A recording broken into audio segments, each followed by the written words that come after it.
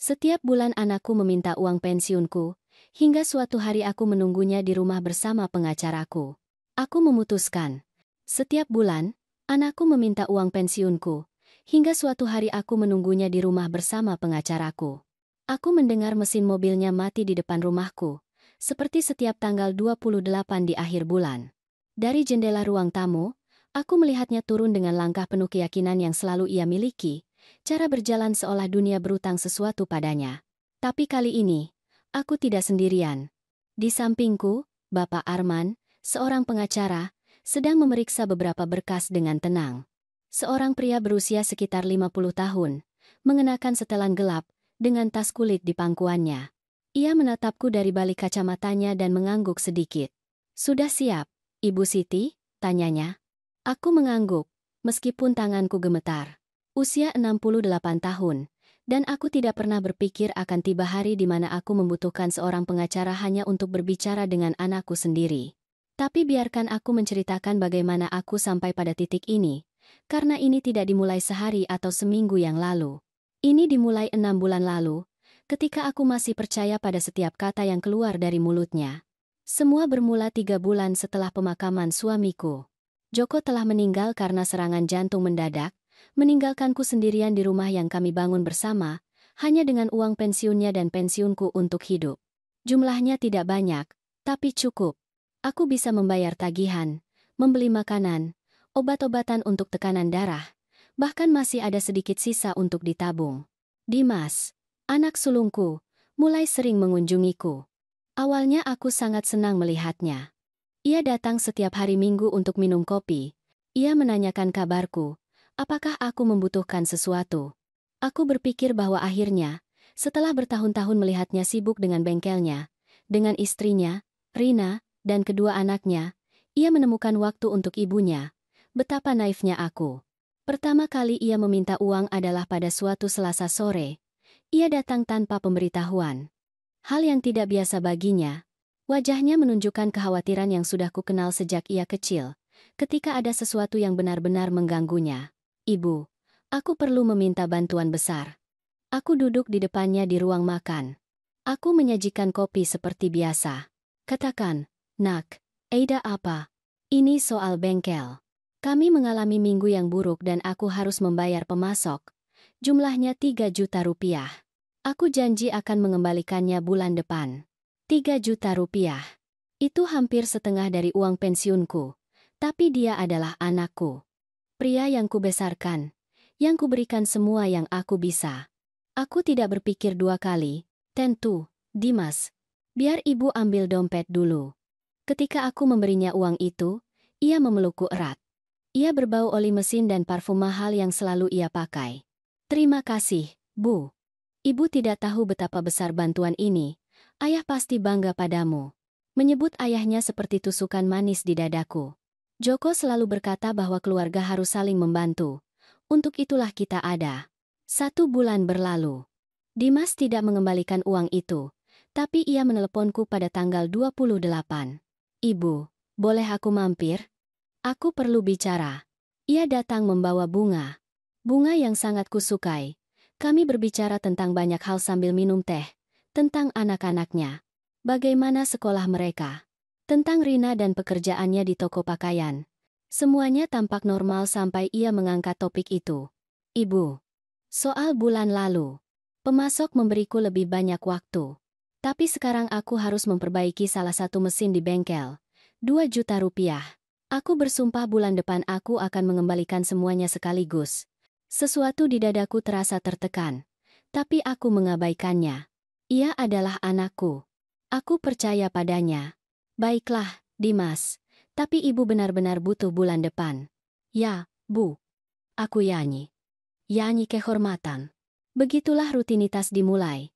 Setiap tanggal 28, bahkan kadang-kadang lebih awal, Dimas muncul dengan cerita baru, katanya.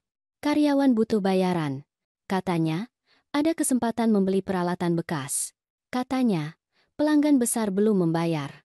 Selalu ada saja alasannya, dan aku selalu memberinya uang. Pada bulan ketiga, aku mulai menyadari ada yang salah dengan tubuhku. Aku lebih cepat lelah, merasa pusing saat berdiri. Ketika aku pergi membeli obat tekanan darahku, petugas apotek menatapku dengan cemas. Ibu Siti, sudah 2 bulan ibu tidak membeli obat ini. Apa ibu baik-baik saja? Aku tidak tahu harus menjawab apa. Kenyataannya, uangku tidak cukup. Setelah memberikan kepada Dimas apa yang dia butuhkan, aku hanya punya sisa untuk makanan pokok. Aku mulai membeli merek termurah untuk semuanya. Beras, kacang-kacangan. Seperlunya saja.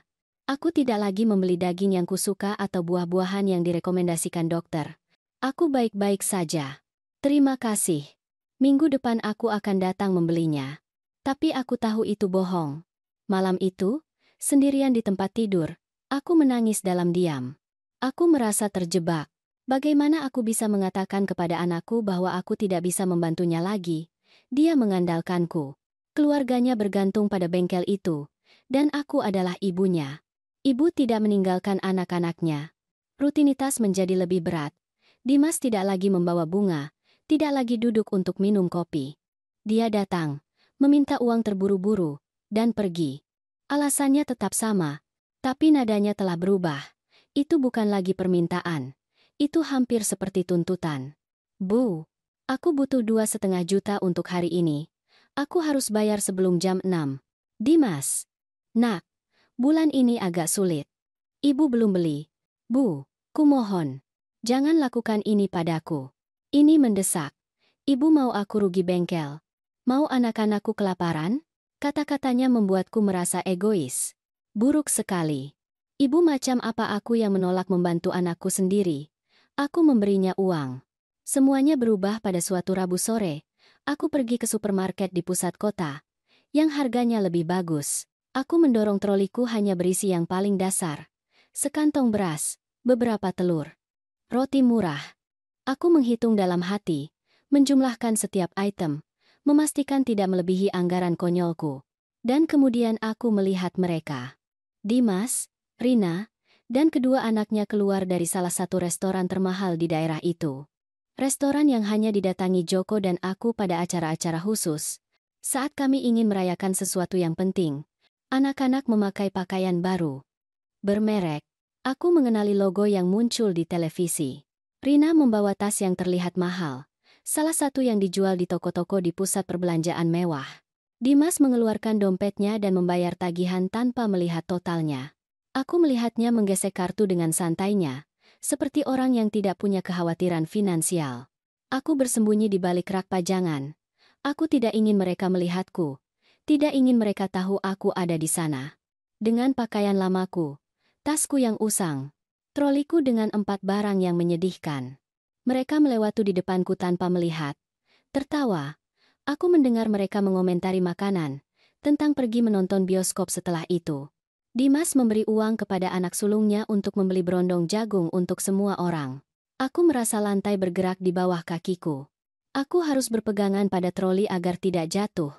3 hari yang lalu, Dimas mengatakan kepadaku bahwa ia sangat membutuhkan 3 juta rupiah untuk membayar karyawan bengkel. Bahwa jika ia tidak melakukannya, ia harus memecat seseorang. Aku telah memberinya 70% dari uang pensiunku bulan itu. Aku tidak bisa membeli obat lagi. Dan di sana dia, di restoran mahal, dengan pakaian baru, membayar seolah uangnya berlimpah. Malam itu aku tidak bisa tidur, pikiranku terus memutar masalah ini. Mungkin bisnisnya membaik setelah ia meminta uang dariku. Mungkin ia baru saja menerima pembayaran dari pelanggan besar itu. Mungkin Rina baru saja mendapat bonus di pekerjaannya. Tapi sesuatu di dalam diriku, sebuah suara kecil yang telah kucoba bungkam selama berbulan-bulan, mengatakan kebenaran. Dia memanfaatkanku. 2 minggu berikutnya adalah neraka. Aku terus merasa pusing. Semakin berat bagiku untuk berjalan ke pasar. Suatu sore, saat aku sedang menyiapkan makanan, aku merasa ruangan berputar. Aku harus duduk di lantai dapur, menarik napas dalam-dalam, berharap ini cepat berlalu. Aku butuh obatku. Aku perlu makan lebih baik. Aku butuh anakku berhenti mengambil uang yang membuatku tetap hidup. Tetapi setiap kali aku berpikir untuk mengatakan sesuatu, aku teringat wajah kecewanya ketika aku menyarankan ia mengembalikan sebagian, meskipun hanya sedikit. 2 minggu setelah aku melihat mereka di restoran, aku mengumpulkan semua keberanianku. Dimas, nak. Menurutmu, bisakah bulan ini kamu mengembalikan sebagian dari yang sudah ibu pinjamkan? Tidak perlu semuanya. Tapi ibu perlu membeli obat dan... Ia berdiri dari kursi begitu cepat sampai aku terkejut. Wajahnya benar-benar berubah. Ia bukan lagi anakku. Ia adalah orang asing yang kesal. Serius, Bu? Kau serius menagihku? Kau mencatat utangku? Tidak, nak. Bukan begitu. Aku bekerja siang malam, Bu. Siang malam untuk menghidupi keluargaku, untuk membangun sesuatu. Dan ibu, yang pensiunnya terjamin setiap bulan, yang tidak perlu melakukan apa-apa selain hidup? Ibu mau menagihku. Dimas, tolong. Bukan itu. Hanya saja, ayah pasti kecewa padamu. Dia selalu bilang keluarga itu saling mendukung tanpa syarat. Uang datang dan pergi, tapi keluarga itu selamanya. Dan ibu, apa yang ibu lakukan? Menagihku seperti aku orang asing. Aku terdiam. Kata-katanya menembusku seperti pisau. Apakah suamiku akan kecewa padaku?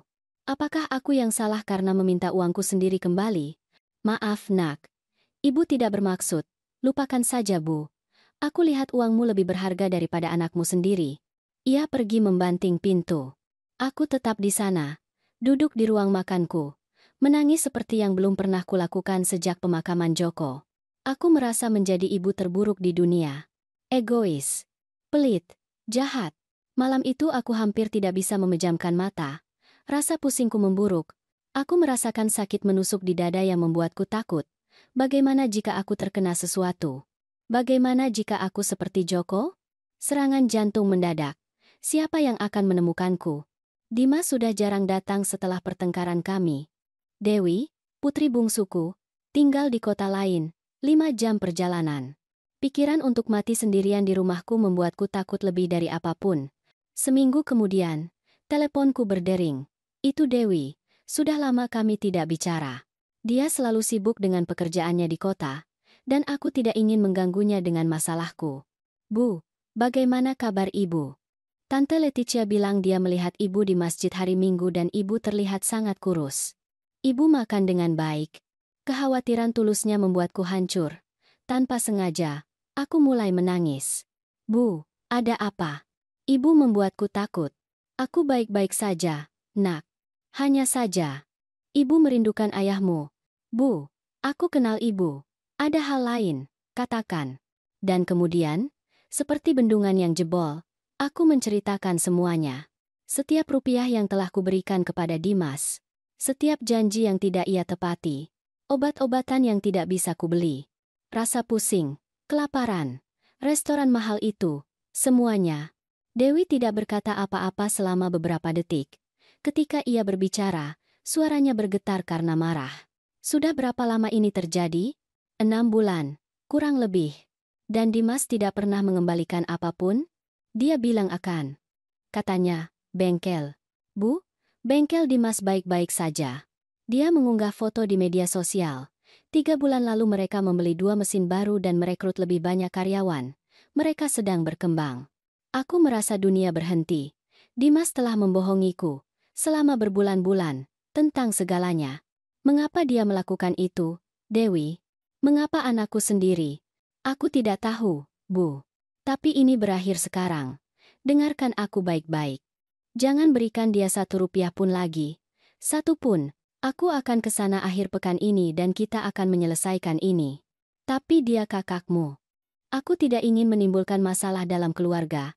Bu, dia yang menyebabkan masalah. Dia memanfaatkan ibu. Dia membuat ibu kelaparan. Itu bukan keluarga. Itu penyalahgunaan. Kata itu menimpaku seperti air dingin. Penyalahgunaan. Anakku menyalahgunakanku. Hari Sabtu tiba. Dan, Bu, janji padaku satu hal. Apa? Jika Dimas datang lebih dulu, jangan buka pintu, jangan beri dia apa-apa. Bilang saja ibu sakit, atau apapun. Tapi jangan beri dia uang lagi. Baiklah, nak. Malam itu aku tidur sedikit lebih nyenyak. Untuk pertama kalinya dalam beberapa bulan, aku merasa tidak sendirian. Dewi tiba pagi-pagi sekali pada hari Sabtu. Ia membawa tas belanjaan dari supermarket, daging, buah-buahan, sayuran. Semua yang sudah tidak kubeli lagi. Ia memelukku erat saat melihatku. Aduh, Bu. Ibu kurus sekali. Kami menghabiskan hari bersama. Kami makan enak. Seperti yang sudah tidak kulakukan selama berbulan-bulan. Dan kemudian ia mengeluarkan buku catatan yang kusembunyikan di laci. Apa ini? Itu adalah catatanku. Sejak rupiah pertama yang kuberikan kepada Dimas, aku mencatat tanggal, jumlah, dan alasan yang ia berikan. Aku tidak tahu mengapa aku melakukannya. Kurasa jauh di lubuk hati, ada sesuatu dalam diriku yang tahu aku akan perlu mengingatnya. Dewi memeriksanya halaman demi halaman. Wajahnya semakin pucat. Bu, ini uang yang sangat banyak. Ini setara dengan 14 bulan pensiun ibu. Sebanyak itu, aku sendiri tidak pernah menghitungnya. Setiap kali aku melihatnya sebagai jumlah terpisah, sebagai bantuan kecil, tetapi menjumlahkan semuanya sangatlah besar. Kita butuh bantuan hukum, Bu. Ini tidak bisa dibiarkan. Hukum, Dewi, ibu tidak mau memasukkan anak ibu ke penjara. Ini bukan tentang itu. Ini tentang dia mengembalikan uang ibu dan dia mengerti bahwa apa yang dia lakukan itu salah. Aku kenal seseorang, Bapak Arman, seorang pengacara. Dia teman kuliah seorang teman. Dia orang baik dan menangani kasus lansia. Kata lansia membuatku merasa tua. Tapi aku tahu Dewi benar. Di usia 68 tahun, dengan kesehatanku yang memburuk, aku harus melindungi diriku. Hari Senin kami pergi ke kantor Bapak Arman. Dia adalah pria yang ramah. Bicaranya pelan. Dia mendengarkan seluruh ceritaku tanpa menyela. Ia memeriksa buku catatanku dengan saksama. Ibu Siti, apa yang dilakukan anak ibu disebut penyalahgunaan keuangan pada lansia. Ini adalah kejahatan, tapi saya mengerti ibu tidak ingin sampai ke sana. Yang bisa kita lakukan adalah menghadapinya secara hukum, dengan perjanjian tertulis agar dia mengembalikan uang ibu. Apakah dia akan menerimanya? Dengan kehadiran pengacara, orang cenderung menganggap hal lebih serius.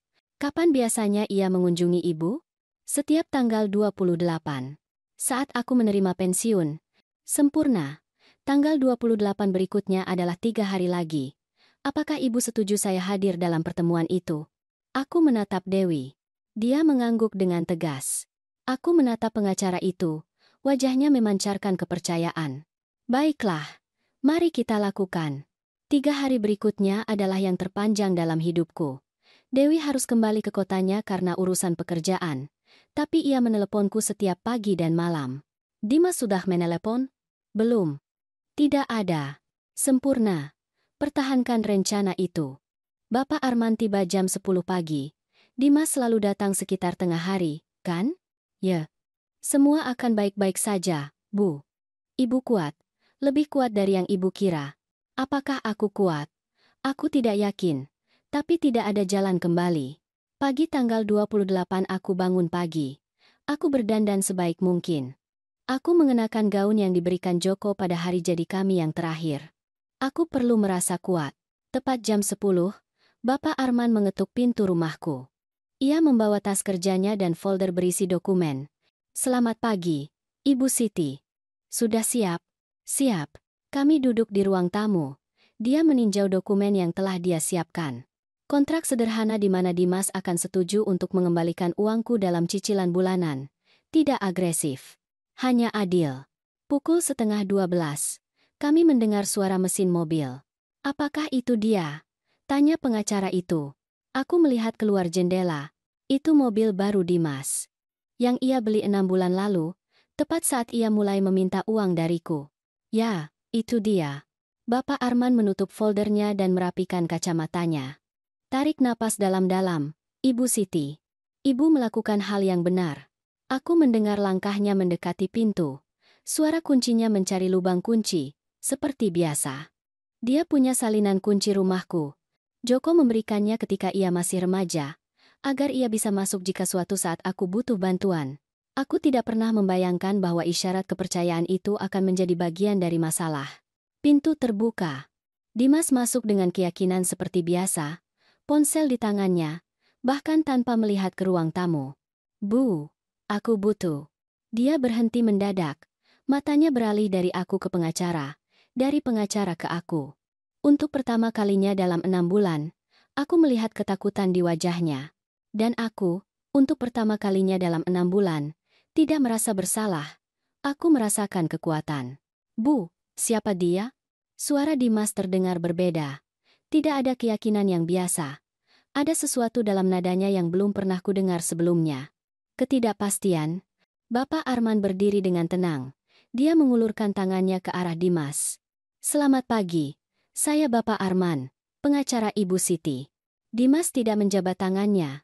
Dia berdiri di sana, ponsel masih di tangannya, menatapku seolah mengharapkan aku mengatakan ini hanya lelucon, bahwa semuanya baik-baik saja. Tapi aku tidak mengatakan apa-apa. Aku hanya menatap matanya. Duduklah, Dimas. Kita perlu bicara. Pengacara? Bu, apa yang terjadi di sini? Apa ibu sakit? Ada yang mengganggu ibu? Sungguh ironis. Orang yang menyakitiku adalah dia, dan dia bahkan tidak tahu, atau mungkin dia tahu dan hanya berpura-pura.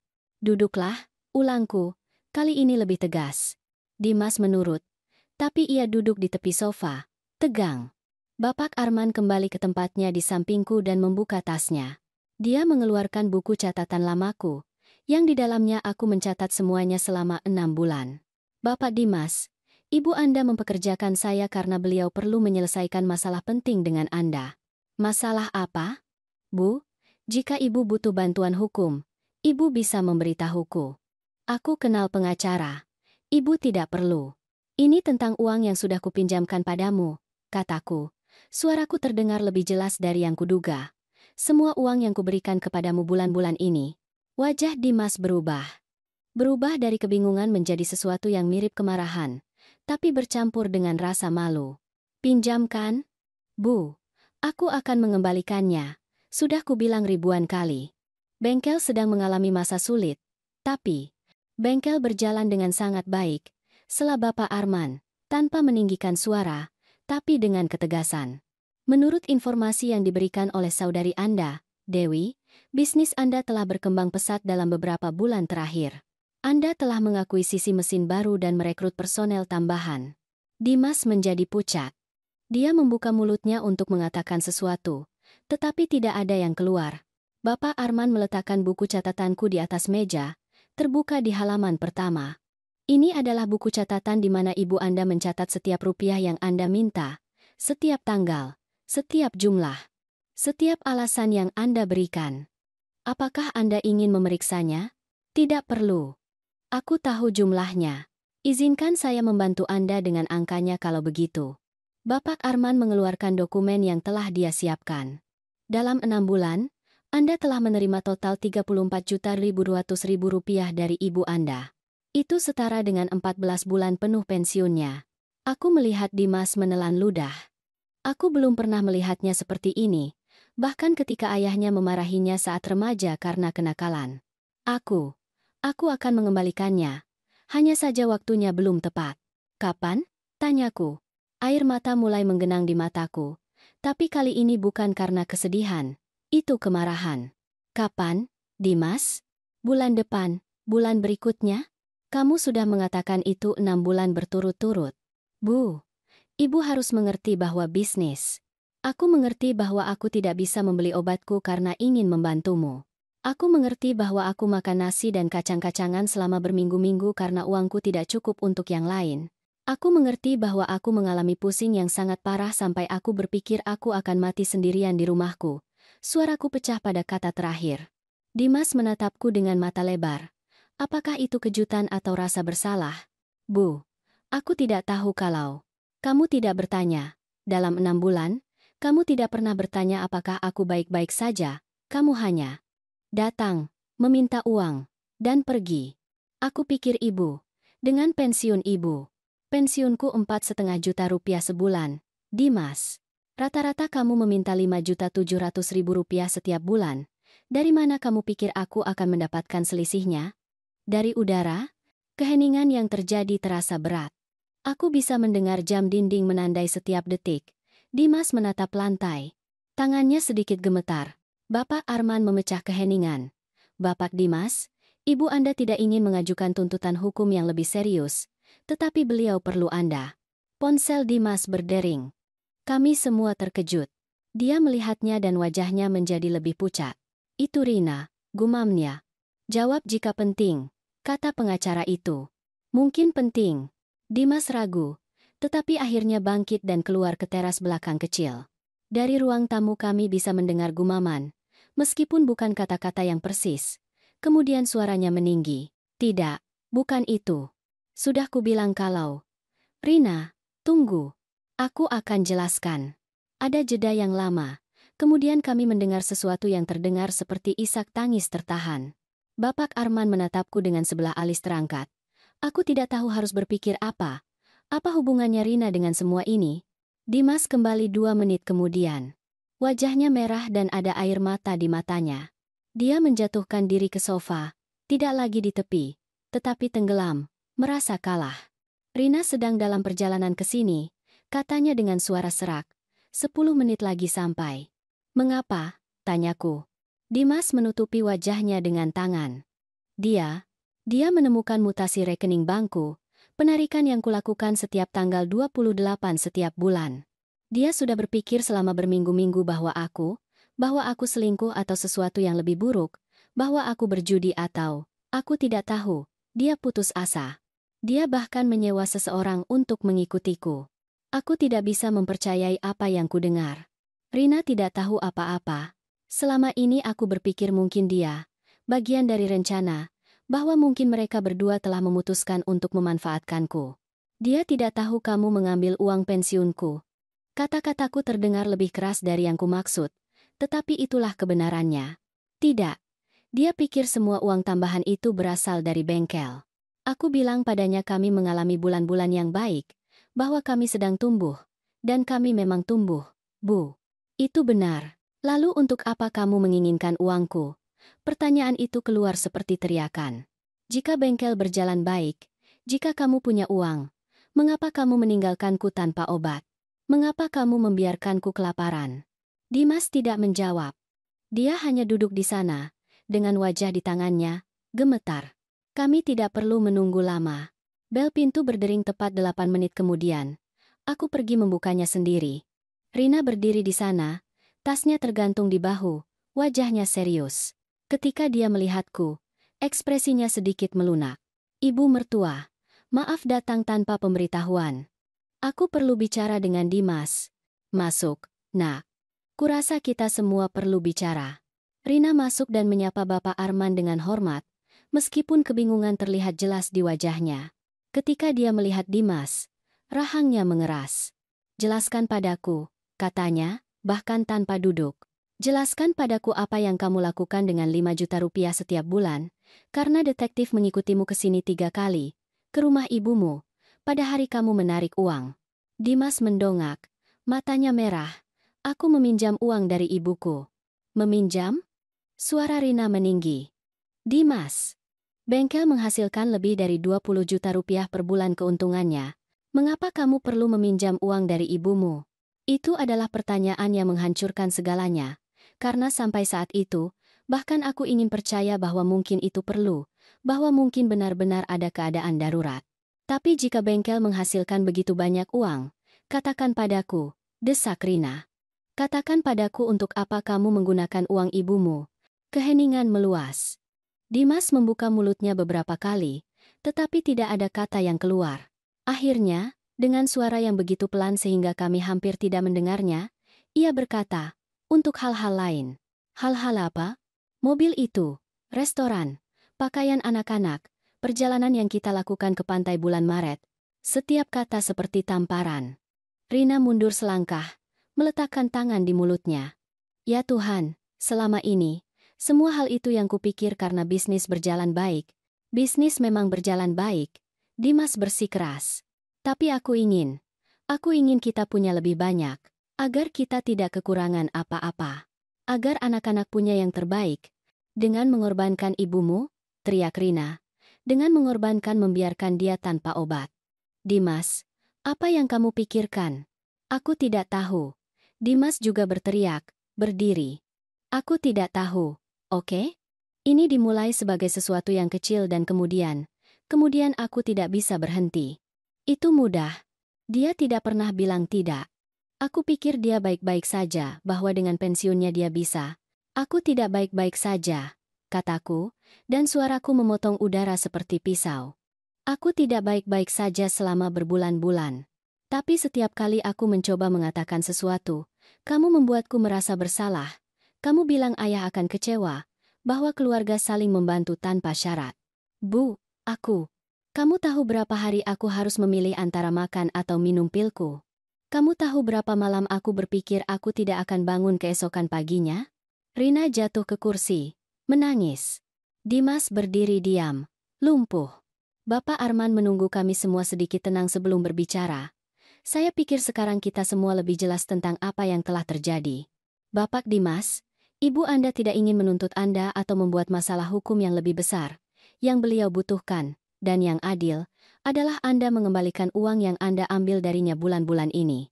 Ya, tentu saja. Aku akan mengembalikannya. Saya sudah menyiapkan kontrak sederhana. Bapak Arman mengeluarkan beberapa lembar kertas. Anda setuju untuk mengembalikan kepada ibu Anda jumlah total Rp34.200.000 dalam cicilan bulanan sebesar Rp1.420.000 selama 2 tahun. Itu adalah cicilan yang wajar, mengingat pendapatan bisnis Anda. Dimas mengambil kertas-kertas itu dengan tangan gemetar. Dia membacanya dengan cepat, hampir tanpa benar-benar melihat. Baiklah, aku tanda tangan, apapun. Ada satu syarat lagi, kataku. Suaraku terdengar aneh bahkan bagi diriku sendiri. Ya, kuat, yakin. Aku tidak mau melihatmu sampai kamu membayar setidaknya setengahnya.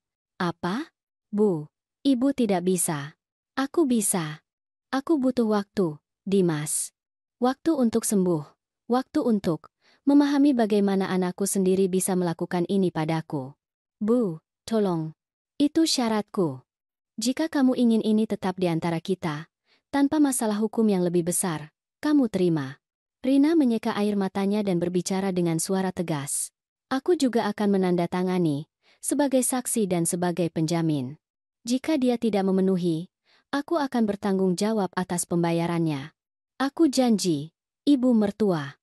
Ini seharusnya tidak pernah terjadi. Bapak Arman menyiapkan dokumen akhir. Dimas menandatangani dengan tangan gemetar. Rina juga menandatangani. Aku adalah yang terakhir melakukannya, dan ketika aku meletakkan namaku di kertas itu, aku merasa seolah-olah sesuatu yang berat terangkat dari pundakku. 1 salinan untuk Ibu Siti, 1 untuk Bapak Dimas, dan 1 untuk arsip saya, kata pengacara itu sambil merapikan kertas-kertas. Dimas berdiri di sana, dengan salinannya di tangan, tidak tahu harus berbuat atau berkata apa. Sebaiknya kamu pergi, kataku pelan. Tidak ada lagi yang perlu dibicarakan hari ini. Dia mengangguk perlahan. Dia berjalan menuju pintu, tetapi sebelum keluar dia berbalik. Aku minta maaf, Bu. Aku benar-benar minta maaf. Aku tidak menjawab. Aku hanya menutup pintu ketika dia keluar. Rina tinggal sebentar lagi.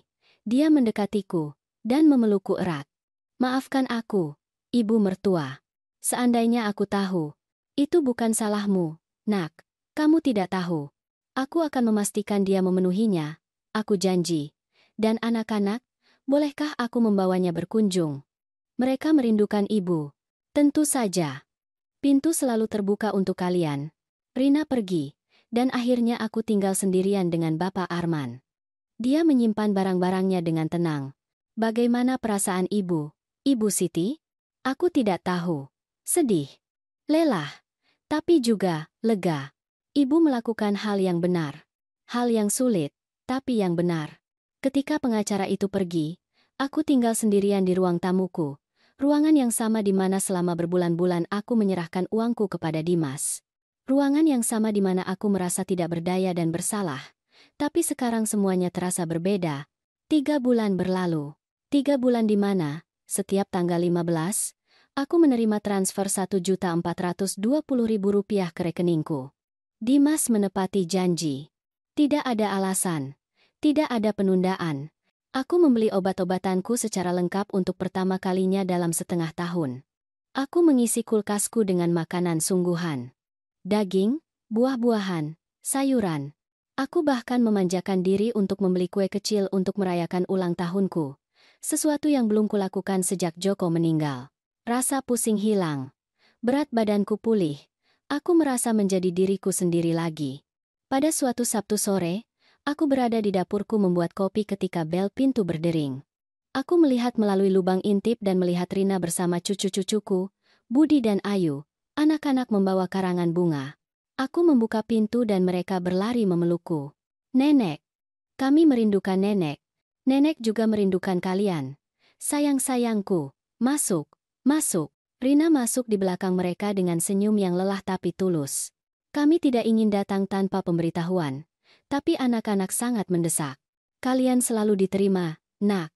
Mau kopi? Koklat untuk anak-anak? Kami menghabiskan sore bersama. Anak-anak bercerita tentang sekolah, teman-teman mereka, segalanya. Rina diam sejenak sampai anak-anak keluar ke halaman untuk bermain. Bagaimana kabar Dimas? Tanyaku, meskipun aku tidak yakin ingin tahu. Berbeda. Dia pergi ke terapi. Dia bilang dia perlu mengerti mengapa dia melakukan apa yang dia lakukan. Mengapa dia perlu pencitraan begitu banyak? Pencitraan?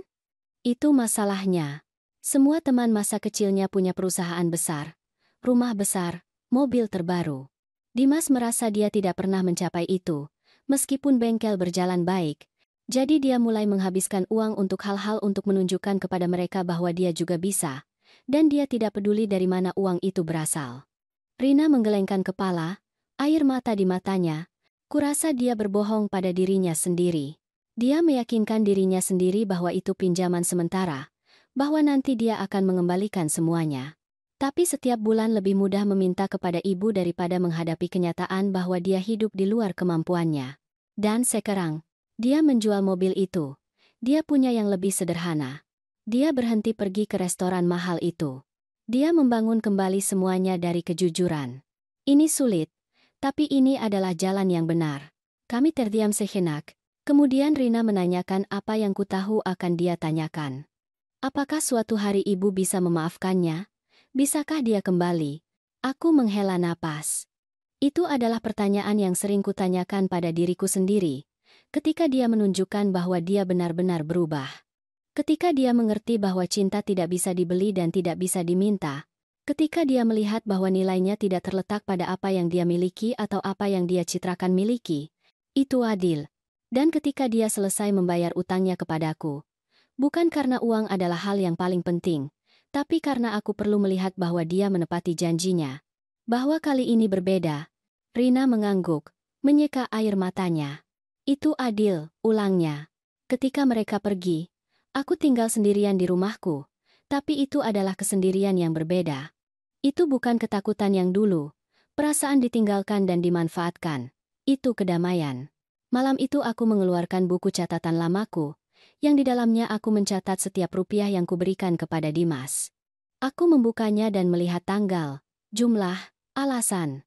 Setiap halaman adalah pengingat akan rasa sakitku, tapi juga kekuatanku, karena pada akhirnya, aku yang memutuskan bahwa itu sudah cukup.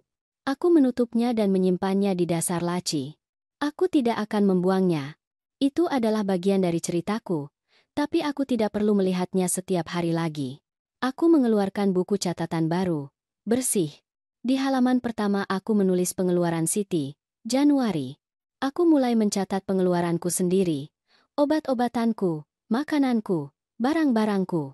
Untuk pertama kalinya dalam beberapa bulan, uangku adalah milikku. Joko selalu berkata bahwa rasa hormat harus didapatkan. Aku harus mengajari anakku sendiri apa artinya itu. Aku harus mengajarinya bahwa seorang ibu bukanlah bank, bahwa cinta memiliki batas ketika berubah menjadi penyalahgunaan, bahwa keluarga saling membantu, ya, tetapi tidak menghancurkan diri sendiri dalam prosesnya. Aku tidak tahu apakah Dimas dan aku akan kembali memiliki hubungan seperti dulu. Mungkin ya, mungkin tidak.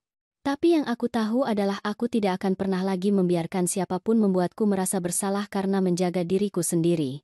Aku berusia 68 tahun. Aku masih punya banyak tahun lagi untuk dijalani. Dan kali ini, aku akan menjalaninya dengan martabat. Aku mematikan lampu kamarku dan berbaring. Untuk pertama kalinya dalam waktu yang lama, aku tertidur dengan tenang. Tanpa takut tanggal 28. Tanpa takut panggilan telepon berikutnya. Tanpa takut anakku sendiri, aku tertidur dalam damai, dan kedamaian itu, tidak ada yang bisa mengambilnya dariku. Jika cerita ini menyentuh hati Anda, Saya mengundang Anda untuk berlangganan saluran ini di mana saya berbagi kisah wanita yang menemukan kekuatan mereka dalam keadaan yang paling sulit. Aktifkan lonceng notifikasi agar Anda tidak ketinggalan cerita apapun. Sampai jumpa di kisah berikutnya.